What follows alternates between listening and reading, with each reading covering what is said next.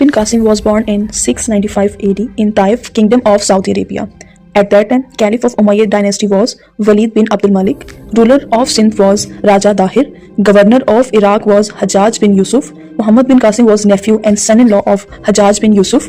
He attacked Sindh in 712 AD. Muhammad bin Qasim was called back by Caliph Salman bin Abdul Malik. Hajjaj bin Yusuf died in 714 AD. Muhammad bin Qasim died in 715 AD. Next, Delhi Sultanate began on 1206 and lasted till 1526. It comprises of three dynasties. First dynasty was Slave dynasty, which is also known as Mamluk dynasty. It was first Muslim dynasty that began on 1206 and lasted till 1290. It was founded by Qutbuddin Aibak in 1206. Qutbuddin Aibak ruled from 1206 to 1210.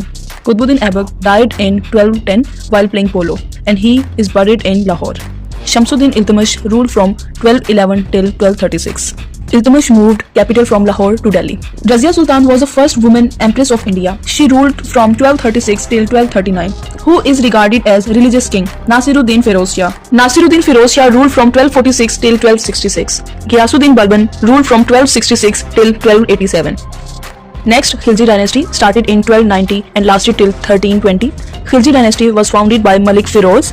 Alauddin Khilji ruled from 1296 till 1316. Tughlaq dynasty started in 1320 and lasted till 1414. Tughlaq dynasty was founded by Ghiyasuddin Tughlaq Shah. Muhammad bin Tughlaq imposed strict religious policies and he ruled from 1325 to 1351. Ibn Battuta was a guest at the court of Muhammad bin Tughlaq. Next, Sayyid dynasty started in 1414 and lasted till 1451. Sayyid dynasty was founded by Khizr Khan. Lodhi dynasty started in 1451 and lasted till 1526. Lodhi dynasty was founded by Bahlul Lodhi. He ruled from 1451 till 1489. Next, Nizam Khan, also known as Sikandar Shah. He ruled from 1489 till 1517. He was founder of city Agra. Next, Ibrahim Lodi. He was last ruler of Delhi Sultanate as well as Lodhi dynasty. He started ruling from 1517 till 1526.